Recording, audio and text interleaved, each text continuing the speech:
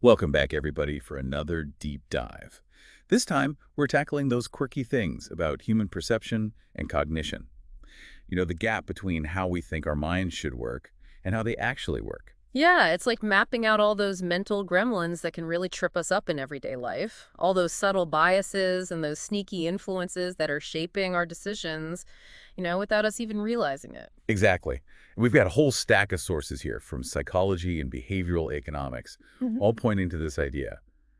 We might think we're being totally rational, making these informed choices, but often our brains are kind of playing tricks on us. The cool thing is, though, once you know about these tricks, you're in a much better position to actually make smarter choices. You can start avoiding those mental pitfalls. All right, so let's dive in. First up, let's talk about this thing called the illusion of knowledge. Sounds a little ominous, right? Well, it's not really ominous, but it's definitely eye-opening. It's that we often overestimate just how much we understand things. We mistake familiarity for, actual knowledge. So, I think I know how a zipper works because I use one every day. But if you ask me to explain it, the mechanics of it, You might find yourself struggling.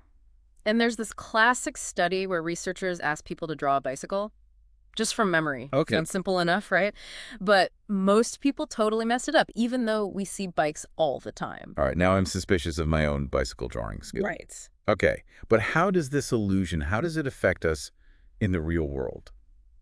Beyond bicycles, I mean. Well, think about the 2008 housing crisis. In the lead up to that, a lot of financial experts were super confident in their models. They were predicting continued growth in the housing market. Surrounded by all this data, using all the complex terminology, they really thought they understood what was happening. But they missed something crucial, right? Like maybe their models were too focused on short-term trends and they weren't really accounting for those deeper systemic risks. Exactly. They fell victim to the illusion of knowledge. They mistook their grasp of all those surface details for a real understanding of the bigger forces driving the market. And that overconfidence, it had devastating consequences, not just for them, but for the whole global economy. So how can we apply this to our own lives? How do we avoid falling into that same trap, that overestimating our understanding? It's all about constantly questioning our assumptions, probing the limits of what we actually know. Before you make any big decision, whether it's financial, a career move, whatever, take the time to really understand the complexities. Don't just skim the surface. Don't just skim the surface, right? So don't just assume you know something. Actually, test that knowledge. See if you can explain it to someone else or, imagine different scenarios and how they might play out. That's a great way to put it. It's all about actively engaging with the information. Don't just passively accept it at face value. Okay, so we've tackled the illusion of knowledge. What's the next mental gremlin we need to watch out for? Well, let's talk about the illusion of cause. Our brains are just wired to find patterns, like we're constantly trying to infer cause and effect, even when it might not exist. Okay, I can see how that could be helpful for survival. Like noticing that dark clouds usually mean rain. Right. But how does that lead us astray? Well, think about those viral images where people see the Virgin Mary in a grilled cheese sandwich, Yeah. or a religious figure in a piece of toast. Oh, right. Or those oddly shaped vegetables that people say look like celebrities. It's like our brains are always looking for meaning, even in totally random patterns. Exactly. And this tendency, while it's often harmless, it can sometimes lead us down some pretty dangerous paths, particularly when it comes to conspiracy theories. Because with conspiracy theories, people are looking for patterns and connections to try to explain events that might just be random. Precisely. They start connecting these dots that may or may not actually be related, and it's often based on pre-existing beliefs or biases. And that search for a cause, for someone or something to blame, it can make them blind to other explanations. So how do we protect ourselves from falling into that trap? Is it about being more skeptical of information, especially if it seems to confirm what we already believe? Skepticism's definitely a big part of it, but another helpful tool is something called random assignment. It's a concept from research where you randomly assign people to different groups to see if a particular intervention or treatment actually has an effect. Okay, I'm intrigued, but I don't quite get how I'd apply random assignment to, say, evaluating a news story or something I see online. Okay, think of it this way. When you see a claim about something causing something else, ask yourself, could researchers have randomly assigned people to the conditions being compared? So if someone claims that a certain diet causes weight loss, Could researchers have randomly assigned some people to follow that diet and others not to? Exactly. And if they couldn't have randomly assigned people, it means it wasn't a true experiment, and we should be a lot more cautious about taking that claim at face value, because there could be all sorts of other factors at play that weren't accounted for. That's a really useful way to think about it. It's like a mental filter to help separate correlation from causation. It's a powerful filter, especially in a world overflowing with information, right? It's easy to get swept up in claims that sound convincing, but might not actually have solid evidence backing them up. Okay, so we've covered the illusion of knowledge and the illusion of cause. What other mental pitfalls might be lurking in our cognitive blind spots? Well, let's delve into the whole allure of quick fixes and how our desire for easy solutions can sometimes make us vulnerable to certain claims, especially those that promise to unlock our hidden potential. Quick fixes, hidden potential, huh? This is starting to sound like one of those late-night infomercials. You're not wrong. It all kind of ties into this idea of the illusion of potential, right? Like, Yeah. we think there are shortcuts to those big goals. Okay, so what is illusion of potential? Break it down for me. It's this tendency to overestimate the impact of like easy solutions or interventions. We forget about the hard work, the dedication that's needed for real change.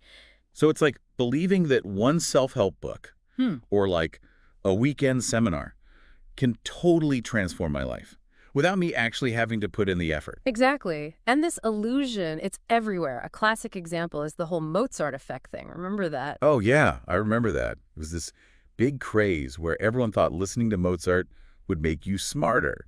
They even had baby Mozart CDs. It was a total phenomenon.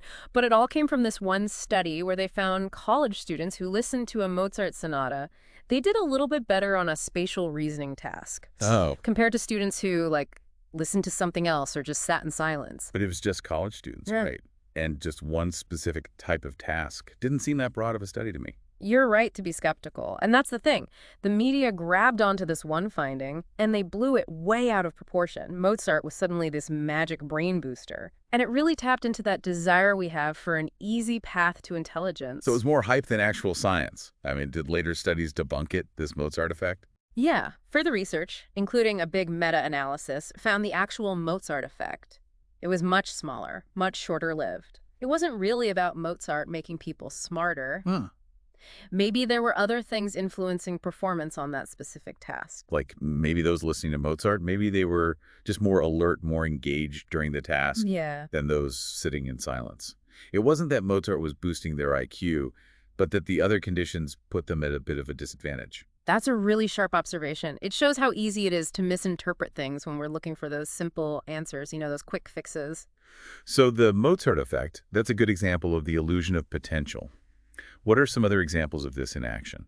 Well, think about things like subliminal messaging, where people believe those hidden messages and ads can actually control our behavior. Oh yeah, subliminal messaging. I always thought that was more like a conspiracy theory or something you'd see in a movie. It's definitely a popular idea.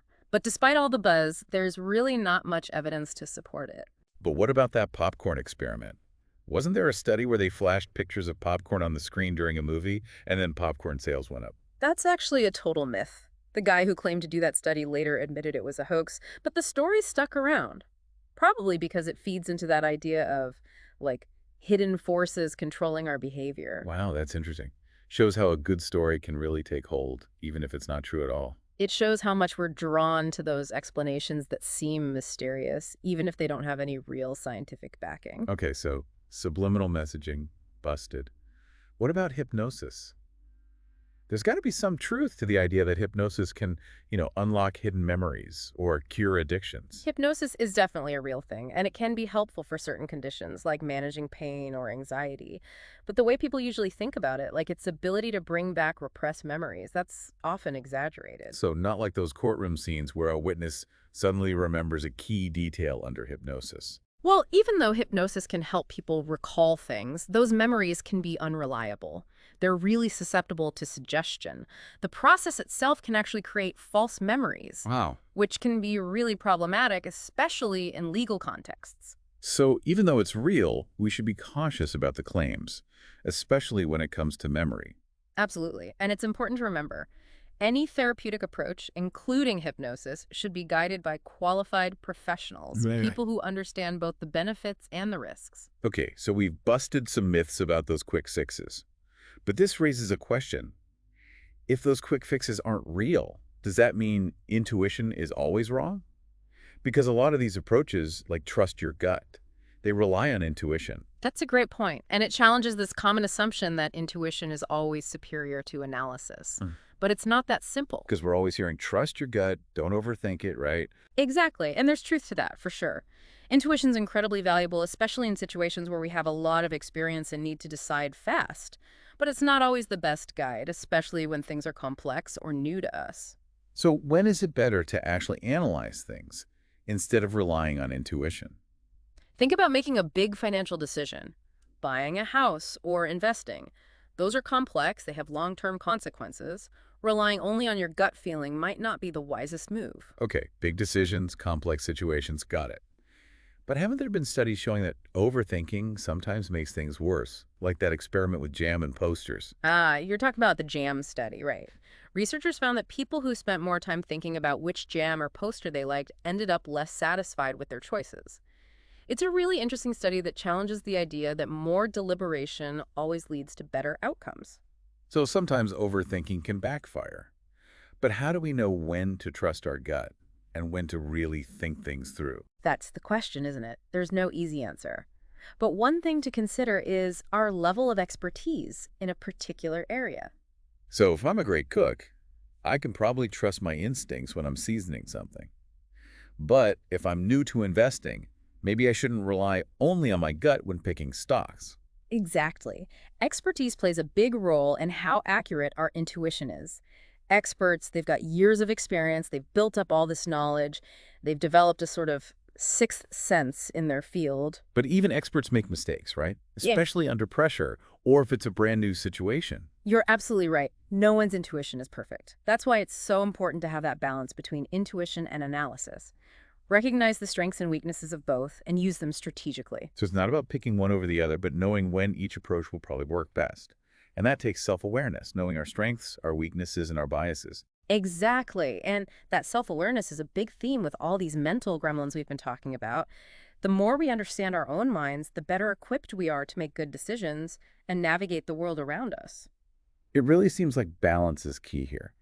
Balancing intuition and analysis. Recognizing our own biases. Being aware of those mental shortcuts that can, trip us up. Yeah, I think you put it perfectly. It's not about getting rid of those biases or shortcuts completely. I mean, they're often helpful. They make things more efficient. It's about understanding when they might not be so helpful. It's like that invisible gorilla experiment, where people were so focused on counting basketball passes, they totally missed a gorilla walking through the scene. Exactly. We all have these blind spots. And it's only by, really paying attention that we can start to see those gorillas that are right there in front of us. Okay, so to wrap up this deep dive, what are some practical things our listeners can do to, apply these insights to their own lives? Well, I'd say cultivate a healthy dose of skepticism, especially when you come across claims that, sound too good to be true, like those quick fixes, easy solutions. Don't just take things at face value, especially if it, confirms what you already believe. Dig a little deeper. Look for evidence. Consider other perspectives. Exactly. Ask yourself, where's this information coming from? Is there any bias here? Could there be other explanations? And don't be afraid to challenge your own assumptions, right? We all have biases. Recognizing them is like the first step to, minimizing their influence. For sure. Another tip, be mindful of the context. Intuition can be great in familiar situations where you have expertise. But when you're facing something complex, something new, a more analytical approach might be better. So like a seasoned cook can trust their gut with spices. But someone new to investing probably shouldn't just go with their gut when picking stocks. That's the idea. Know your strengths, your limits, and adapt how you make decisions. This deep dive has been fascinating. We've explored all sorts of things. The illusion of knowledge, the illusion of cause, quick fixes, the whole intuition versus analysis debate. It makes me wonder what other invisible gorillas might be out there, in our everyday lives. That's a good question. What about you? What subtle biases or hidden influences are shaping your perceptions, your decisions, without you even realizing it? I don't know. Maybe it's how we get our news. Often we seek out sources that just confirm what we already believe. Yeah. Or how we judge people based on first impressions or superficial things. Could be how we interpret data. focusing on stuff that supports our ideas and ignoring evidence that goes against them, or how we think about risk. Maybe we're too optimistic about our own abilities and underestimate the chance of things going wrong. Wow, there are so many possibilities. And it's not about being afraid or distrusting everything. It's about awareness, about thinking critically, being open to challenging our own assumptions. Absolutely. It's about recognizing that our minds are amazing, but they're also prone to making certain errors. And by understanding those errors, those mental gremlins, we can make better choices, navigate a complex world, and live more fulfilling lives. That's a great way to wrap things up. Thanks for joining us on this journey exploring the human mind. Until next time, stay curious, keep those perceptions sharp, and watch out for those invisible gorillas.